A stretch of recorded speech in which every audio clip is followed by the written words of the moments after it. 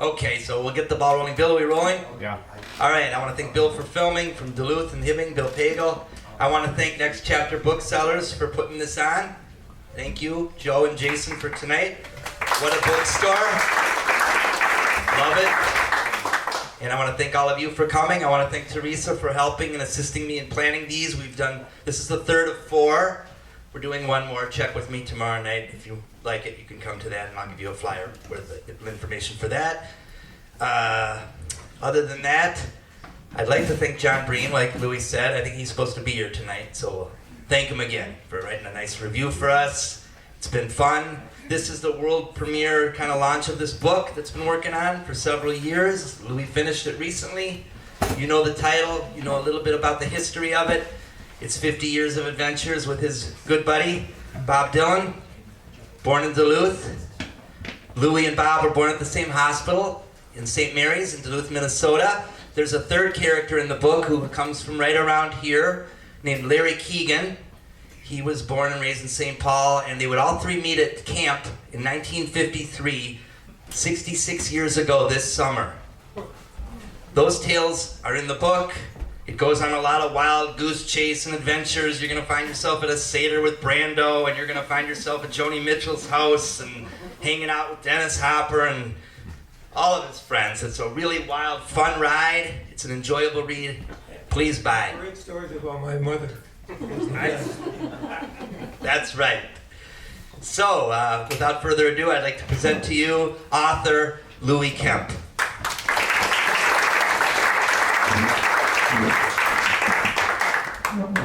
I'm still not comfortable with that. I'm usually, spoken to as being a fish peddler, not an author, but I guess I have to share it with that for a while. So, Bobby and I met, like Marc said, at Herzl Camp. We were both in the same cabin, along with Larry, and we hit it off right away. And we were both northern Minnesota boys.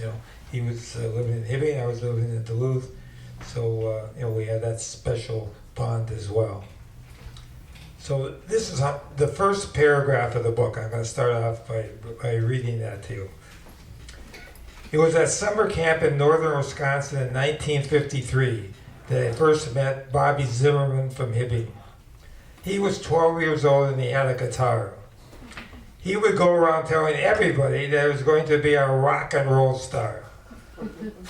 I was 11, and I believed him.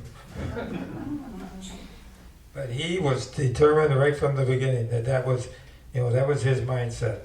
And as it turned out, he far surpassed that. He blew past that a long time ago, including the Nobel Prize in Literature, among many others. This is the last excerpt from that chapter about camp. It happened in 1957. We went there for 5 years. Another performance I remember fondly took place on a warm afternoon a few summers later in 1957. This was the traditional day when the campers took the roles of the counselors. The idea was to teach us responsibility, leadership, and cooperation, all qualities that my two friends and I generally lacked. Bobby took the place of Shlomo, the music director. Though he'd often beaten the poor old piano to death with impromptu performances inside the activities room, Bobby had never played his guitar on top of the building. Now, 7 years before Fiddler on the Roof would open on Broadway, he proceeded to do just that. That was his choice. He said, I'm going up on the roof. Everybody said, you're going on the roof? Yeah, I can do it. Okay, Bobby. All day long, silhouetted against the sun, Bobby played every rock and roll and blues song anybody that had ever heard of, and lots that we hadn't. Larry and I kept him supplied with water and requests all day long. Kids would stop by to listen in the courtyard below. Seeing Bobby on the roof in full performance mode, like a maestro at Carnegie Hall, convinced me that nothing could, would, or should ever stop him. He was our fiddler on the roof, and this would become the indelible image of the last days of our childhood. Bobby didn't look anything like the vapidly handsome blonde pop stars of the day. He looked like a skinny little Jewish kid who would never be anybody's bet to conquer the world, but that's exactly what he did.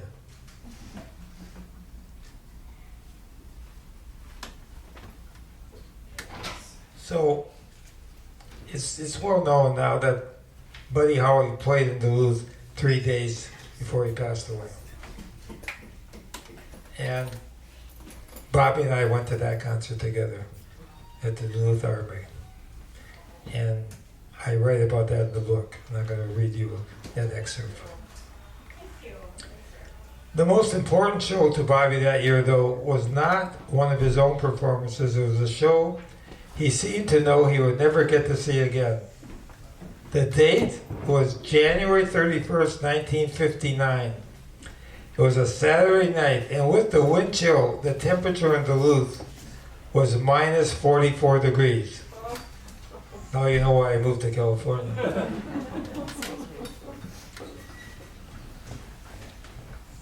The car we drove was my dad's 58 metallic blue Buick. Bobby was 17, I was 16. And we were on our way to see what would be one of Buddy Holly's last concerts. He was 22, and it was just 3 days before he, Richie Valens, and the Big Bopper would perish in a plane crash while taking off in an Iowa blizzard. Another great, Waylon Jennings, would have been on that list, but had he not given up his seat to the Big Bopper. Waylon was unknown at the time. He was playing in Buddy's backup band on that tour. To this day, whenever Buddy Holly's classic, "Oh Boy," comes on the radio, I feel the hairs on the back of my neck snap to attention. The words seem to be emanating from his soul straight to my heart. This was my favorite song all through high school. Bobby's musical interests were much wider and deeper than mine. Even as a child, he faithfully listened to late-night radio stations from the South, something that Buddy Holly had been doing in Lubbock, Texas, just a few years before. When I think about it, there never seemed to be a time when Bobby had not been a big fan of Buddy's. There is no doubt that the rock and roll pioneer was a seminal influence in his musical life. There were many similarities between Buddy and Bobby, but one that Bobby probably wasn't aware of was that they each had a high school girlfriend named Echo, which is quite a coincidence because that's a rare name. It's widely known that one of Bob's classic songs, "Girl from the North Country," was about his girlfriend, Echo Hellstrom. She just passed away not so long ago. We arrived at the Duluth National Guard Armory for something called the Winter Dance Party, and found the tickets to be pretty pricey, ranging from $1.25 all the way up to $2. Hey, that was real money in 1959. You could go to a movie for, in Duluth for 15 cents, So, I mean, that was real money. We pooled our resources and shoved our way in, working our way through the dancing, partying throng of 2,000 excited, withering young people. With Bobby in the lead, we snaked our way right up to the edge of the stage, mere feet away from Buddy as he performed. I can still see it. I mean, it's that vivid in my recollection. As a sidebar, I'm going to Duluth on Thursday. I'll be speaking up there. And they asked me to come to the Duluth Armory to mark the spot where Bobby and I stood that night, so they can, make it for all time. People will know that's where we were. So of course and they're gonna film it, so I'm gonna do that. As still as a statue, Bobby stood there, mesmerized, never taking his eyes off of Buddy. Perhaps time has embellished my memory of that night, but Buddy seemed to be smiling down on Bobby with an almost celestial countenance. At one point, he nodded to Bobby, seemingly as if he knew his own remaining time was brief, and that Bobby would one day take up his mantle as one of the greatest musical artists in the world. Only 4 years later, Bobby would write Blowing in the Wind and start fulfilling that prophecy, just 4 years later. I have always believed that a spiritual connection of some kind was forged that night between Buddy Holly and Bobby Zimmerman. Though no one in the crowd was aware of it, I only know what I saw. And it looked a lot like a torch being passed. That's what happened that night. And it's very vivid in Bob's mind also. Not that long ago, when he got a Grammy, he spoke about the recording that album that he got the Grammy for. He said he felt that Buddy Holly was in the recording booth with him, and he said, "I saw Buddy Holly when I was, I think he said 16 or 17 at the Duluth Army, and that had a big impact on my life." So, the next story I want to share with you has some local flavor. I went to UMD for 2 years. Then I transferred on to the main U after that. Bobby came here to the main U right after high school. He dropped out of the main U after about 2 quarters and lived in Dinkytown above Gray's drugstore. And then after that, he hitchhiked, to New York, and as they say, the rest is history. But I came down and I moved into the Phi Epsilon Pi house, the Phi fraternity, right across from where the old U of M stadium was on University Avenue. And this story recounts an experience that I had there.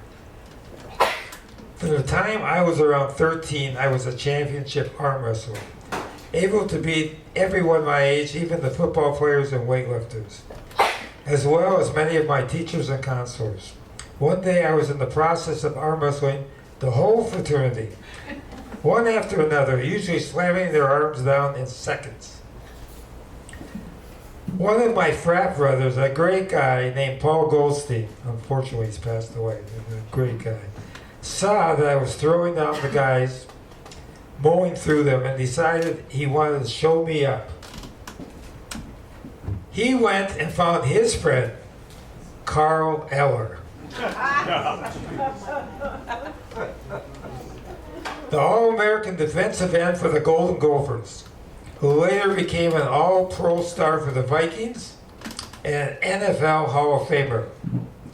Because of his size and strength, everybody called Carl Moose.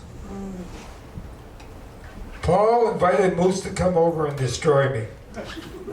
And I guess the guy figured it would be a fun piece of cake.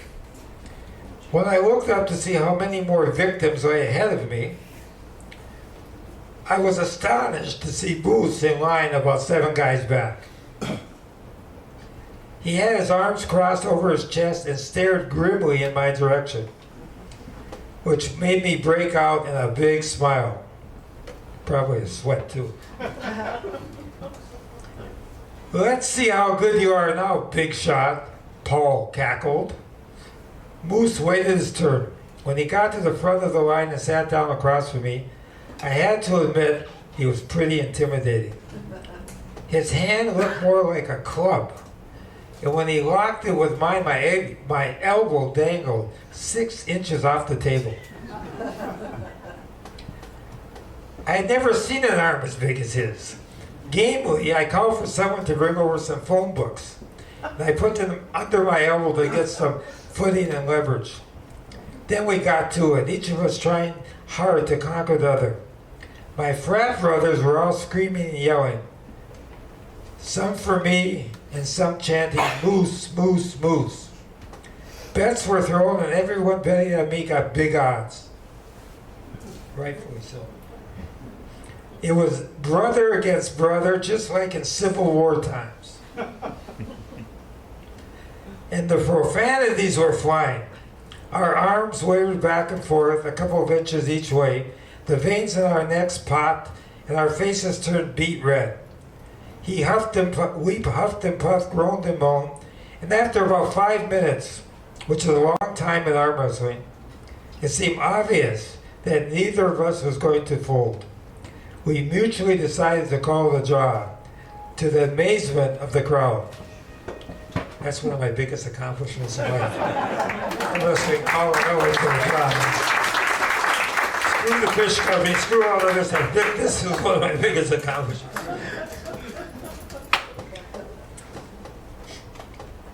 After that epic showdown, whenever I saw Carl on campus, he came over and shook my hand.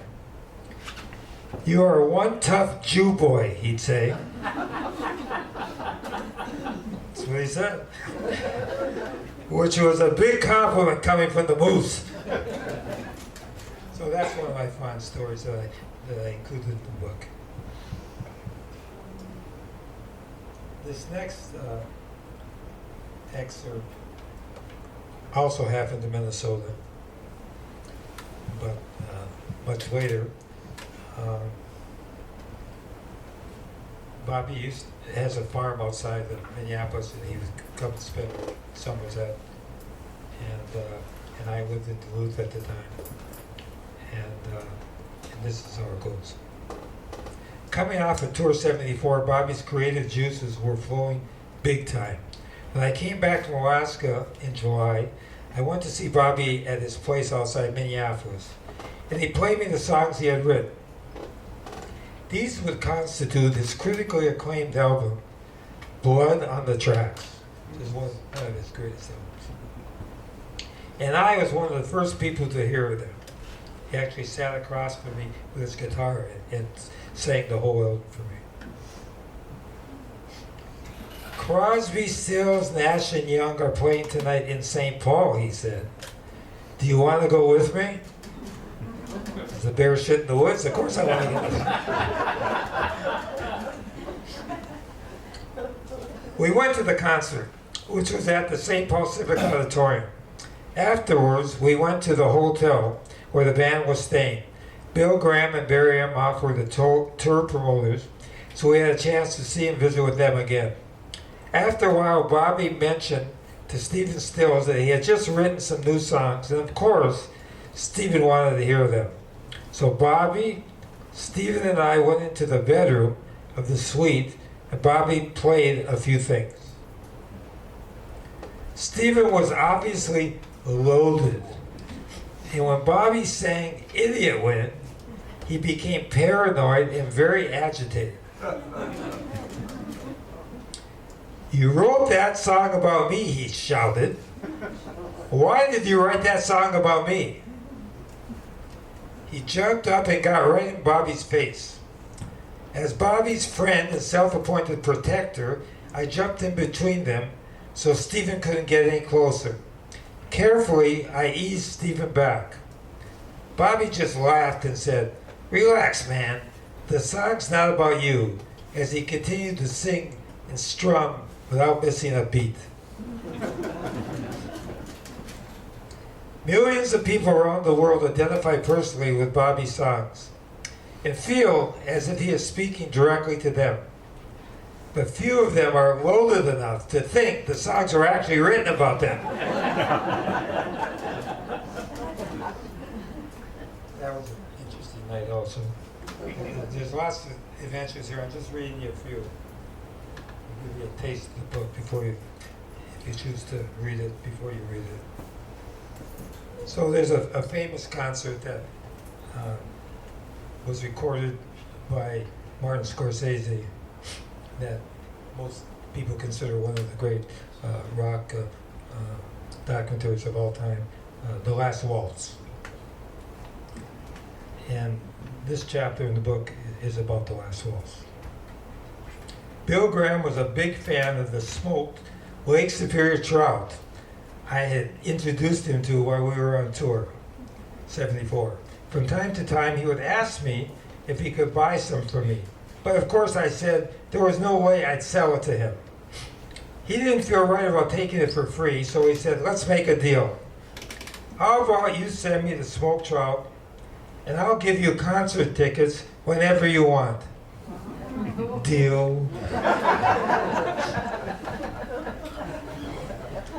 When the Rolling Stones played Minneapolis, he gave me the best seats in the house. And I brought all my friends who were like in the second or third row, straight center. It was great. And when he was planning the band's final concert to be called The Last Waltz, he contacted me. It went without saying that I'd be at the show, but that wasn't what the call was about. He told me the band was planning a Thanksgiving feast at the venue prior to the concert. Would I provide some salmon for it? Sure, I said.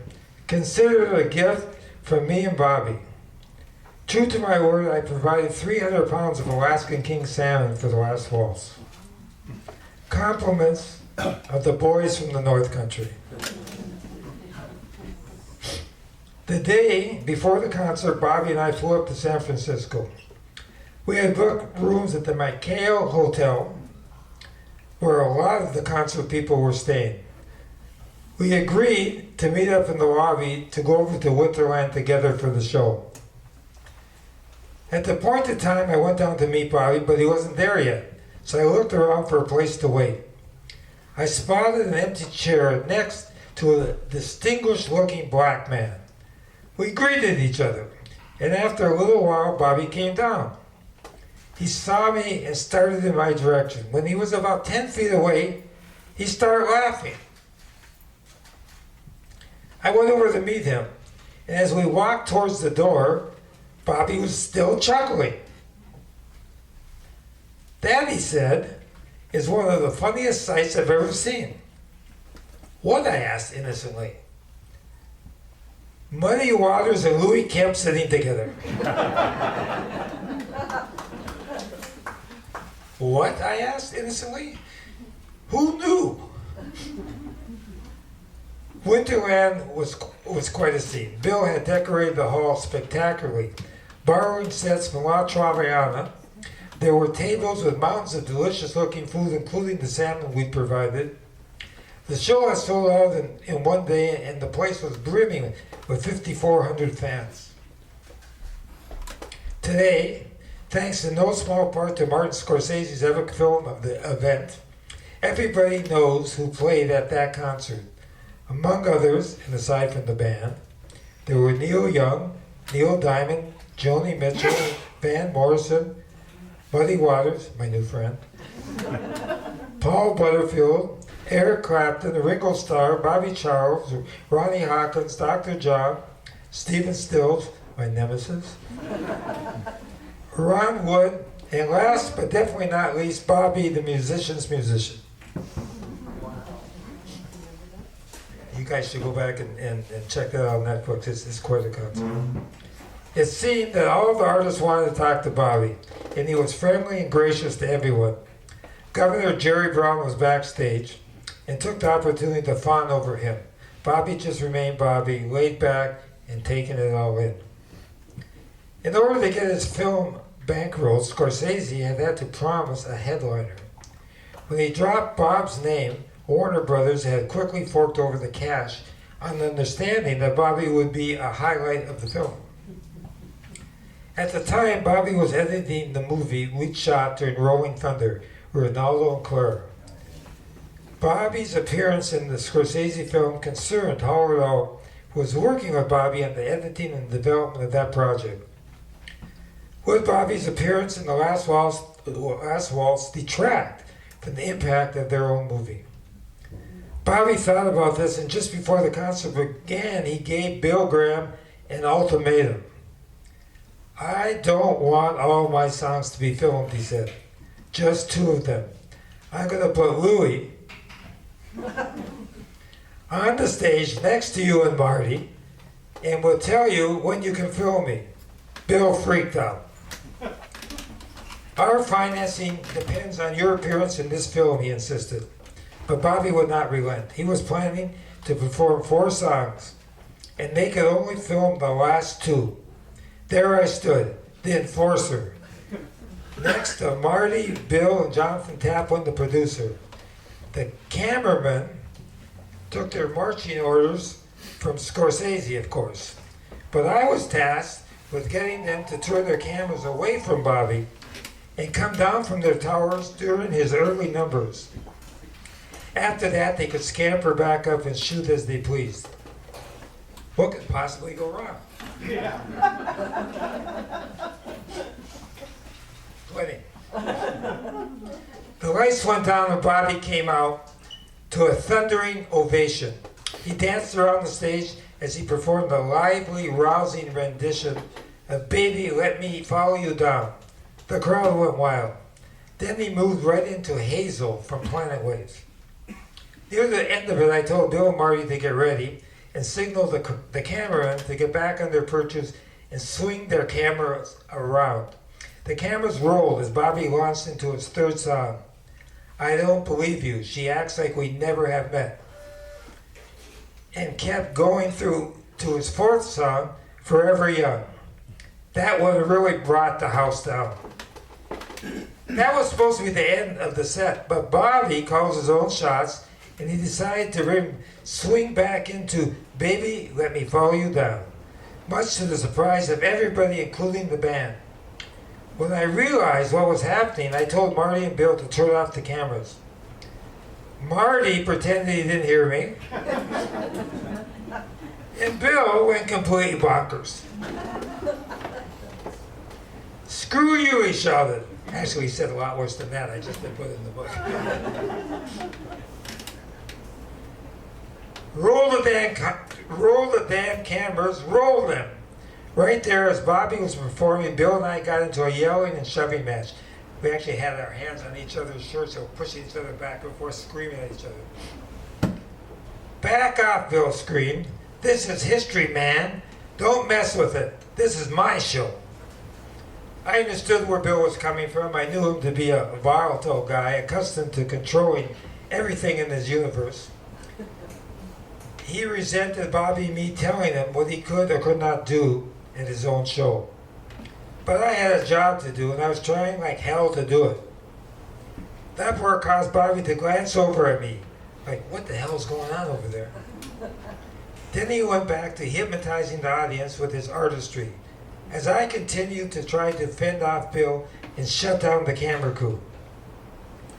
By the time Bobby gave the crowd yet another gift by performing I Shall Be Released with the band and a bunch of other artists, he brought everybody on stage to sing that one with him.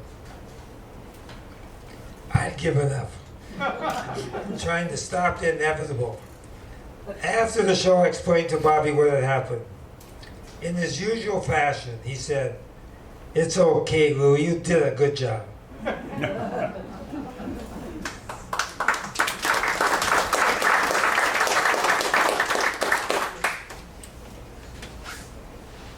So Bobby's manager was a famous guy named Albert Grossman, and he represented a lot of people in the music business back then.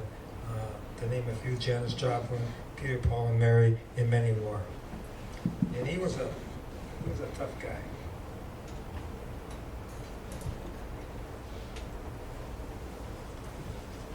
And he was Bobby's manager right from the beginning.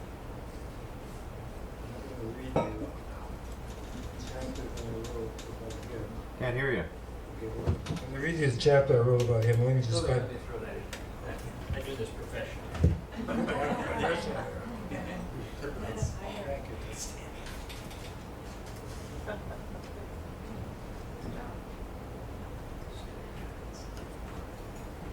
try it.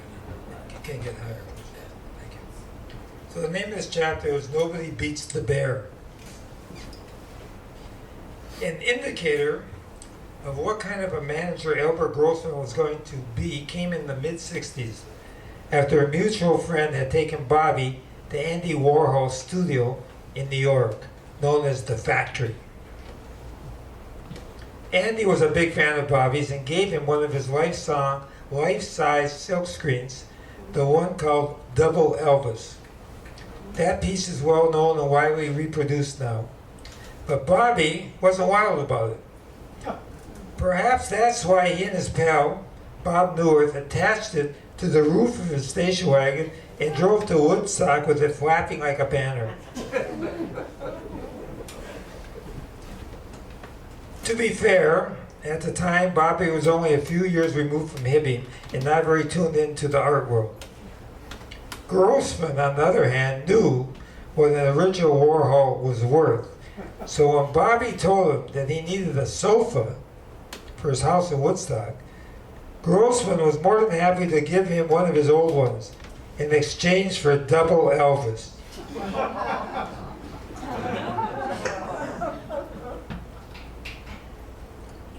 Cut to the early 80s when Bobby and I were living together in a house in Brentwood.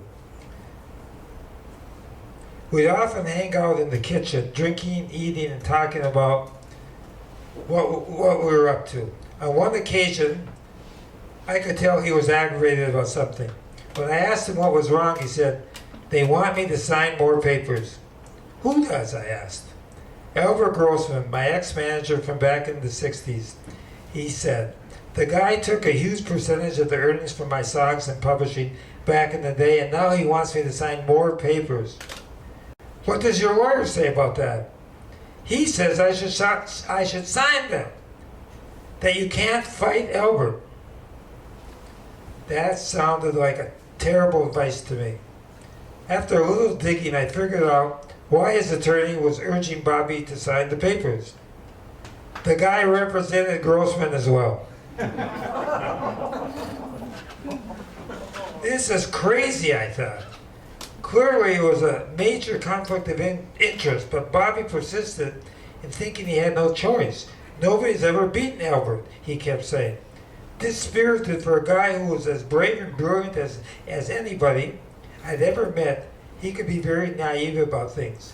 And all the time he'd been managed by Grossman, he never read any of his contracts. He trusted the man completely. So you gotta understand, Bobby became famous at 22. And Grossman was the guy that was there with him the whole time. So he was like a father figure to him. So he trusted him. Didn't turn out to be a good idea in some cases. "Don't sign anything, Bobby," I implored. "This is outrageous and illegal. I'm going to get you a great attorney who'll be on your side.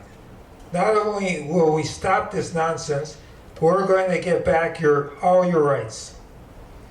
The lawyer I had in mind was Frank Berman, an old fraternity brother of mine from the U of M, who stayed a close friend ever since.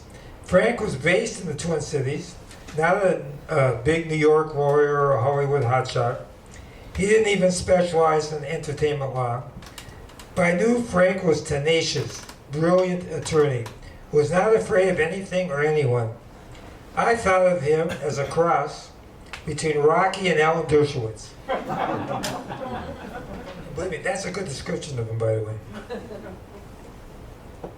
I gazed across the kitchen table at my forlorn-looking friend, who was still mumbling, "No one has ever beaten the bear." That was Grossman's nickname around Woodstock.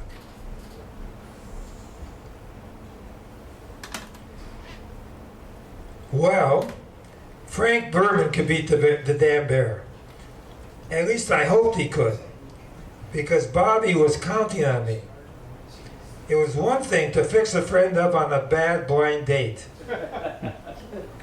Which, by the way, I did that to my friend Mickey Bellucci, and he still remembers it.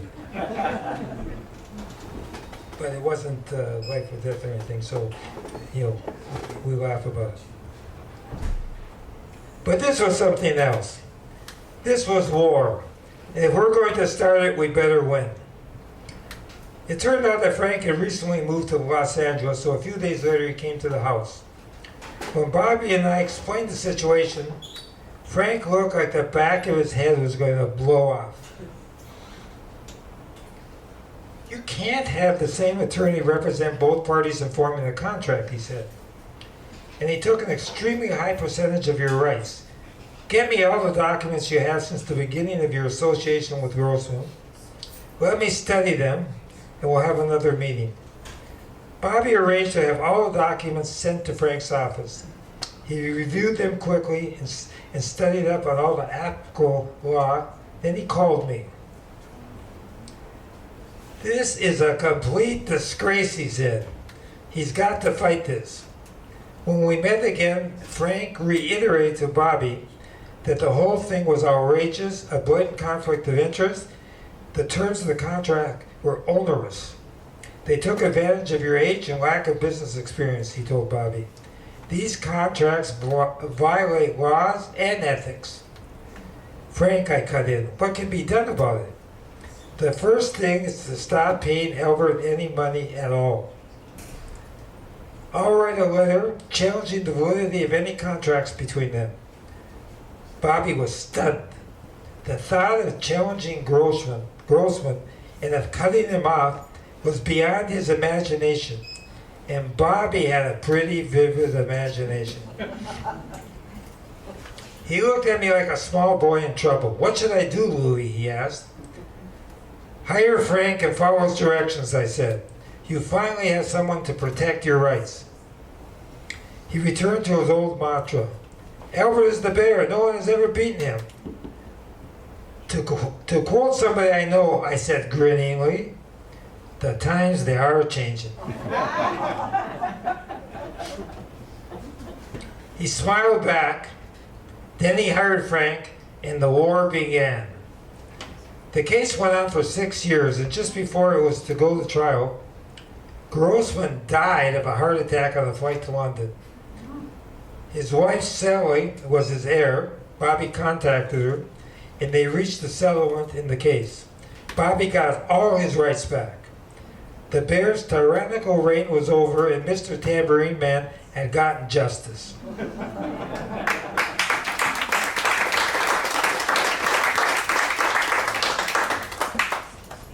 I'm just glad I was there to intervene on my friend's behalf.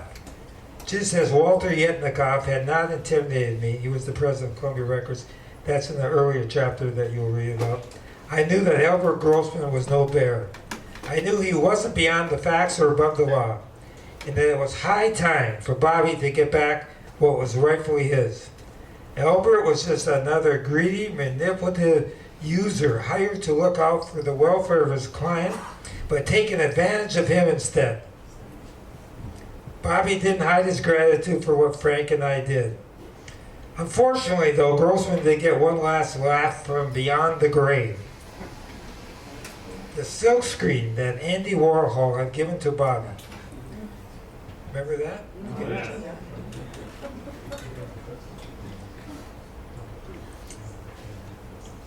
Which he had traded to Grossman for an old sofa, ultimately found a new home. In 1988, Sally Grossman sold Double Elvis at auction for $720,000. It gets better. Listen to this. In 2012, it sold again at auction for $37 million.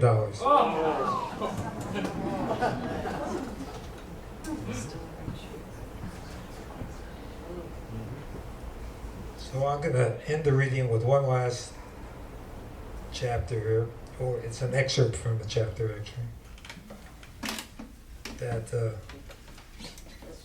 you might enjoy. It was Yom Kippur, the Jewish Day of Atonement. At the tail end of the 1980s, Bobby was attending services at the Chabad House in Santa Monica. Presiding was the venerable Rabbi Avram Levitansky, beloved and revered by his congregation. We had been there before, and the rabbi recognized Bobby right away. But few, if any, of his fellow worshipers, all somberly dressed, realized he was standing at the back of the room. Having, as usual, missed the memo regarding the dress code, Bobby was wearing cowboy boots, torn jeans, a hoodie, a black leather jacket, and what looked like a long-lost pair of Jackie Kennedy's sunglasses. Specifically, he was attending the Nila service. In Hebrew, Nila means closing the gate. As the day of Yom Kippur comes to a close and our future is being sealed, we turn to God to offer our repentance and new resolutions. and ask that he seal us in the book of life. We ask him to grant us a new year replete with goodness and happiness. The Nila ends with the blowing of the shofar, and the prayer that includes, next year may we be in Jerusalem. The Ark, housing the holy scrolls of the Torah, remains open for the entire service, and it is considered a great honor to be chosen by the rabbi to open it. This carries with it many blessings for the new year. The honor customarily goes to the temple's most generous donor, but not this time. With his ancient eyes, Rabbi Levitansky scoured the congregation. At last his gaze came to rest upon a solitary figure standing in the back of the room. He motioned the casually dressed fellow up to the pulpit, and up he came. Bob Dylan opened the Ark on Yom Kippur. Afterward, when the last echo of the shofar had diminished to silence and most of the congregants had trickled away, the biggest donor to the temple sought out Rabbi Levitansky and pulled him aside. I want you to know, Rabbi, said the man, that when you didn't call me up to open the Ark, I was quite hurt. Then I saw whom you chose, and I realized you were even wiser and kinder than I imagined. So I'm going to double my contribution for the coming year.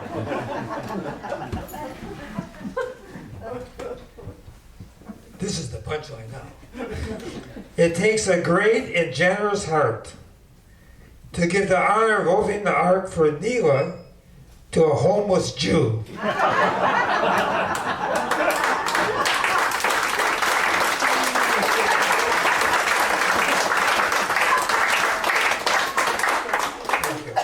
The rabbi has long since passed away, taking his spiritual secrets with him.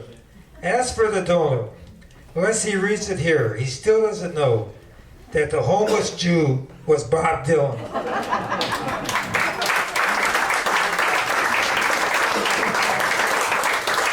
Let's hear it for Louie Kemp. We have copies of Dylan and me over there for sale. Grab them. We're going to autograph them in the Q&A. Back here we got copies of Me and the Homeless Jew, if you'd like one of those. So, questions? Raise your hand. Anybody, this is now your chance to ask anything you want right there. Is Bob still touring at all, or does he still play the guitar? So he still does 90 to 100 concerts a year. He's done that constantly for 30 years. They call it the never-ending tour. He hasn't missed 1 year in 30 years, or he's been doing it for that length of time. On stage, he doesn't play guitar anymore.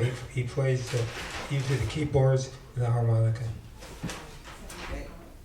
The singing voice in the beginning had that sort of nasal quality. That's his voice. It was always like that, more or less, but that was, that's it. What can you add to the stories about the last half of Blood on the Tracks being made in Minneapolis? Yeah. We've heard stories about that. Yeah, I can't really add much except that him and I were in Toronto together in the early part of about the 10th of December of that year. We went up there to see a George Harrison concert, and then we flew back to Minneapolis together. Then I went on to Duluth, had the Lulafest season going on. You guys ever heard of Camp's Lulafest? But we used to soak a lot of Lulafest. We also had the Lake Superior herring season going on. So I had to get back. Bobby went to the farm, and he decided he had already recorded that whole album in New York, 10 songs. He decided he wanted to re-record 5 of them in Minneapolis. And he went to a Minneapolis studio with local musicians and did that, and those tracks turned out great.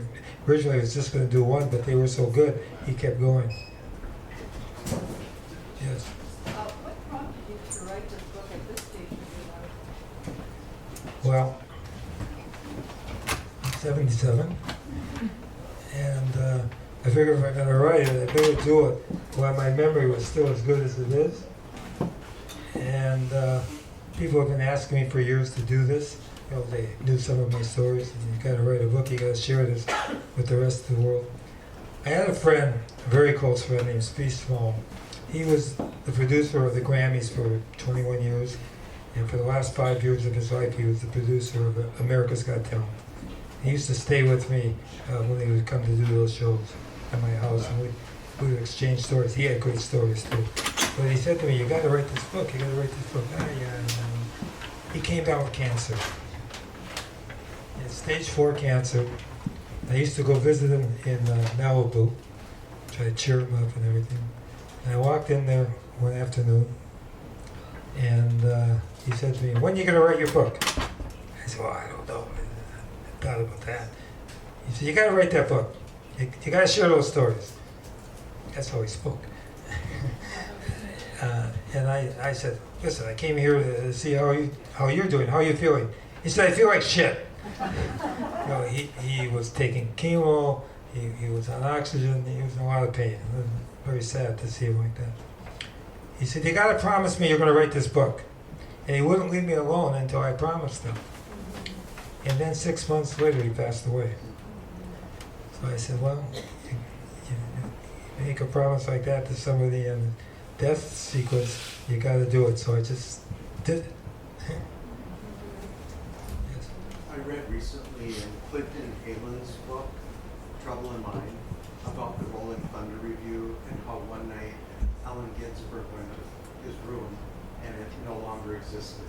And I wonder, how were bands and people affiliated with that chosen? Or did that vary and change as it went on? Well, I produced that tour, and I don't recall that. I don't know where he got that information. Alan was welcome on that tour. He was on most of the tour. Bob loved Alan. Was a big fan of his. We were thrilled to have him on the tour. There was many people on that tour. That tour started off maybe with 40 people. By the time we got back to New York, we had 100 people. Bob, wherever we go, Bob would invite people. You know, jugglers, whatever. He loved carnival stuff. So somebody interesting would show up. "You want to come with us?" He'd call up and say, "Louie, I just met this so-and-so person. Set him up with a room and per diem and find a spot for him." "Okay, Bob." And we had to add another bus. We had to change hotel reservations. I mean, but it was fun. It was a very fluid situation.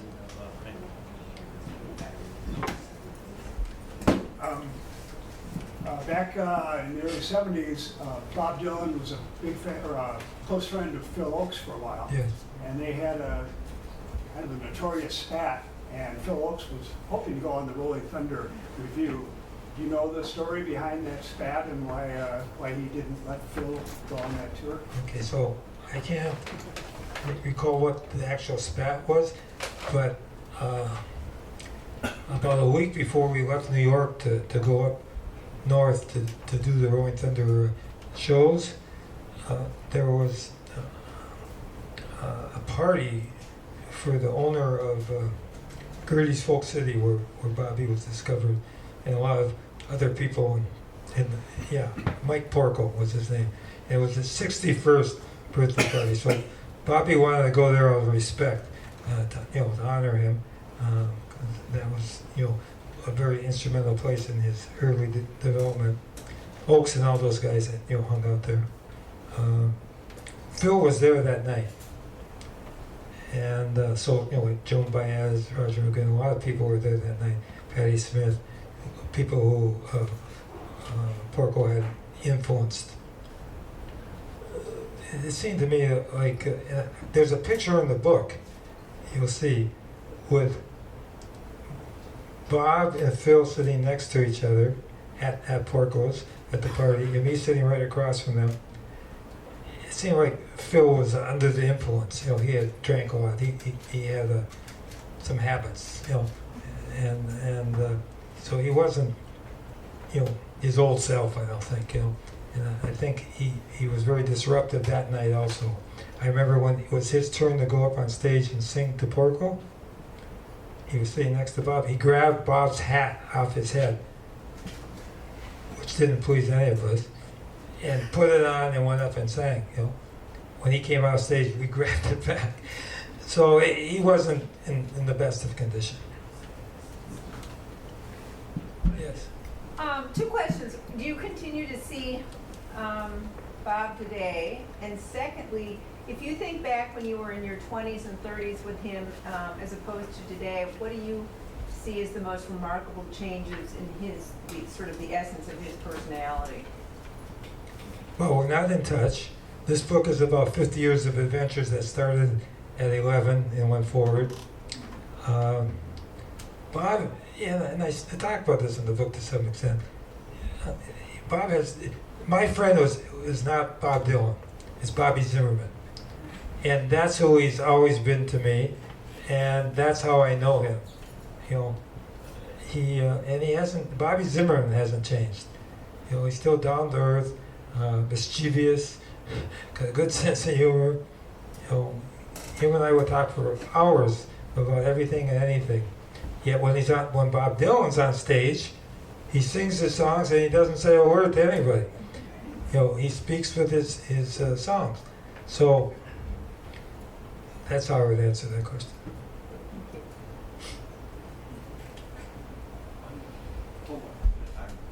Your memory serves you well. It seems as though you have a vault, or you are writing them all down. How come?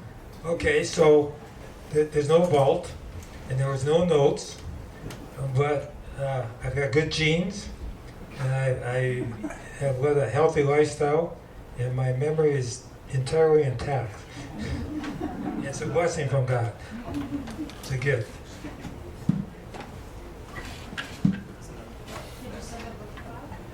Yes, I did.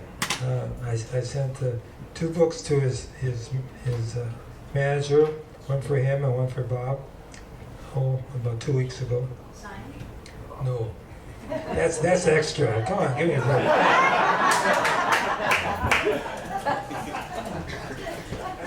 I didn't even send the bookmarks that you guys are gonna get. You get more than Bob tonight. Just know. That's true. There was another lady back there. Oh, does he still have the farm? Yes. Okay, back there. Yes, go ahead. See, I'm from northern Minnesota, and I'm wondering if you know what his beef is against the Iron Range area.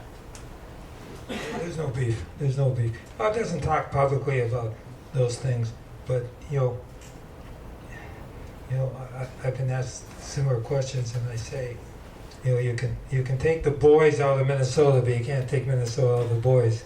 And our values and experiences that were formed in Minnesota, and in our case in the North Country, and then later on when we came down to the U, is a big part of who we are today and how we have gotten where we gotten to.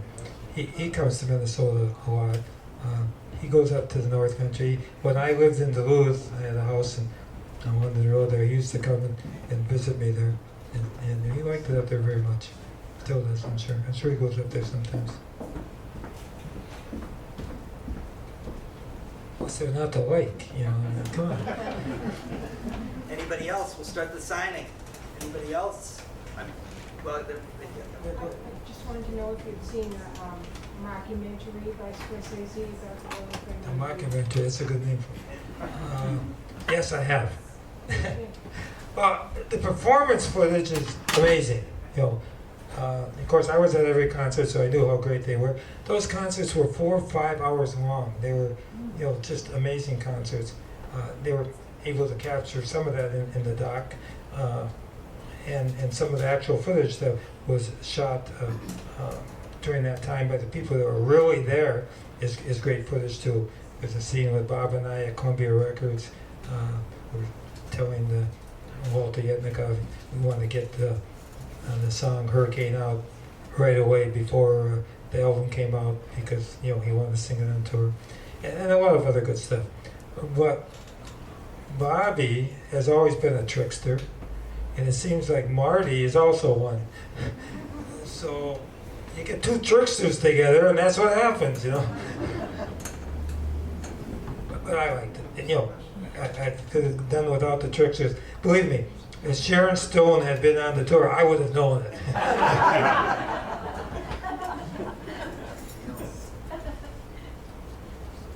it, all right. And one more, a couple more, we'll take them all. Back to Lou, do you still like fish? I just had walleye an hour ago. Yeah, and I haven't eaten meat, and there's a story in the book about that. I haven't eaten meat in 45 years. Bobby and I, who were on tour 74, were in his room at the Plaza Hotel in New York, and we decided we're not going to eat meat anymore. It's too hard to digest, and it makes you tired, and it's not so healthy and all that stuff. So we made a pact, not eating meat anymore. So for the rest of the tour, we didn't eat meat. About 4 or 5 months later, Bobby and I are driving around in LA. We stopped in a restaurant, and he orders a steak. I said, Bobby, what are you doing? He said, oh, the steaks here are very good. I said, yeah, but we made a pact, we're not eating meat anymore. You still doing that? So, and I did. I was still doing it, and I'm still doing it. And I have fish 4, 5, 6 times a week, and my diet is very health conscious. someone way in the back.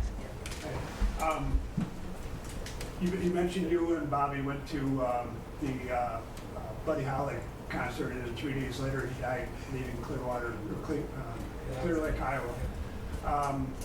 The story has it that the next night up in east Moorhead, I guess, Bobby V was the one that was tapped to play in the absence of Buddy Holly and Big Bopper, and that eventually Bobby V was the first one that actually hired Bob Dylan.